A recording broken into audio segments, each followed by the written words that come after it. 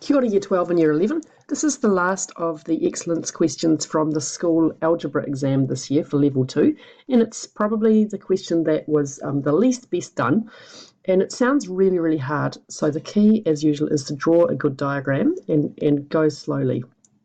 So we've got a question about an area with two different speeds in it. So Teone can ride his mountain bike 30 kilometres per hour on pavement and 15 kilometres per hour on grass. And he's designing a rectangular cycle track with one side paved and the other three sides grassed. And he wants to design the track so that it takes him exactly 2 hours to go all the way around. And we have to work out, if he wants to have the biggest area inside the track, how long he should make the paved side. So we're going to start with a diagram and then work out if we can put anything useful on it. So to start with, questions like this can be quite hard. The key is to break down the time and the distance and the speed stuff. All right, so we'll start by drawing our rectangle. We're going to call this side, what am I going to do? I'm going to call this side Y and this side X. I think that's the other way around from how it's done in the schedule that you might have seen in class, so don't get confused by that. So there's my rectangle, and we know the area of that rectangle is going to be X times Y, but we're just going to park that and come back to it. Now the next thing we know is that there's one side that's going to be 30 kilometres per hour. So intuitively, that side that's paved is going to be one of the long sides, right? So this side here, running a different colour, just right here, this is the paved side. Right, now he wants to take exactly 2 hours to ride all the way around it. So what we're going to try to do now is to write an equation for how long he takes to ride around the track.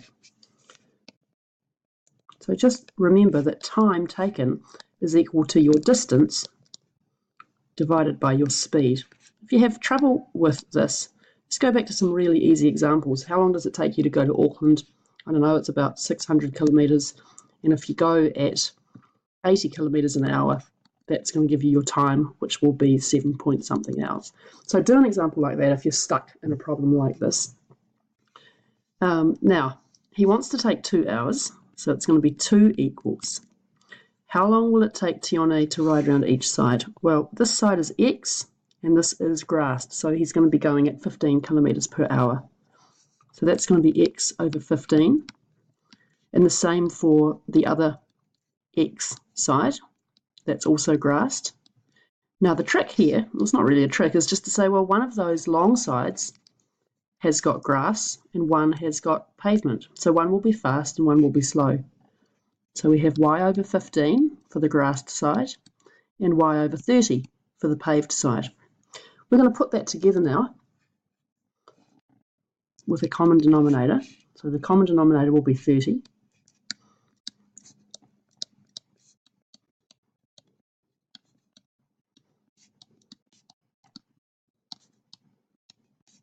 Oops, sorry, that should be 2Y.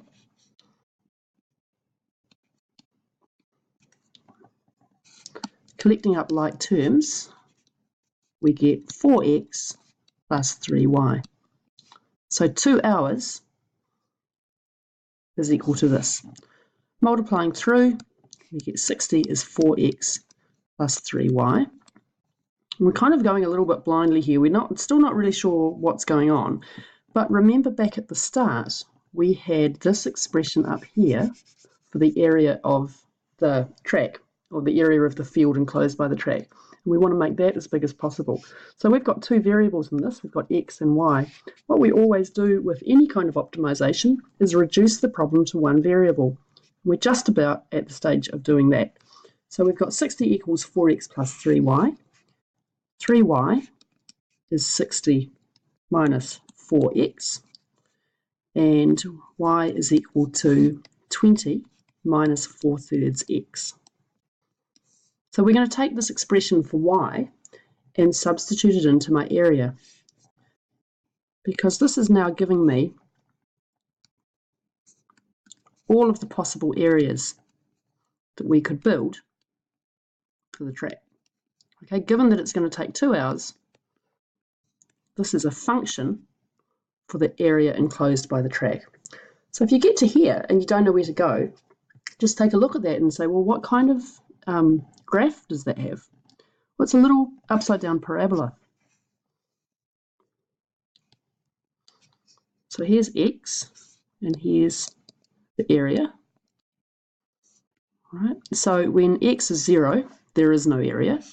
And the other root will happen when 20 minus 4/3 x equals 0. So that's going to be solving that. We get 20 is equal to 4/3 x. So x equals 60 divided by 4, x is 15. So once you do this, hopefully you'll see how to solve the problem. We've got an upside down parabola. We know the two roots. We're trying to maximize the area. We know that the function is symmetric, and so the maximum is going to happen halfway between those two things when x is equal to 7.5. Now in the question we need to check what we were asked for. We've found one of the side lengths now. We might as well go and find the other one. So y is equal to 20 minus 4/3 of that. So y is going to equal 10. So let's put that back in here, 10 here, 7.5 here. My area will be 75 kilometres squared. Okay, so going back up to the start, I think the key to doing this, there were two things. First of all, was to start with getting everything in terms of time and then writing out that expression. Okay, so a really nice example of a question that looks really difficult, but if you can break it down into the bits, it's not so bad. I'm going to show you one last way that you could have done that, and that's using calculus.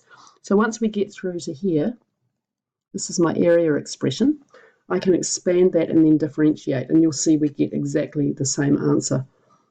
Just noticed a mistake though, that here, no, so this little bit here, don't get confused, this is for the second root of the equation. Okay, that x of 15 is just that value there. Right, but we've got this area expression which is written like that in factorized form. If I expand it, I get 20x minus 4/3 x squared. So to find a maximum, we know from calculus that dA by dx is equal to 20 minus 8/3 x, and we're going to set that equal to 0. And so when we work that through, we end up with exactly the same answer. All right, that's all for today. I will do the calculus exams probably sometime next week. Email me if there's anything in particular you'd like me to do a video of. Thanks for watching.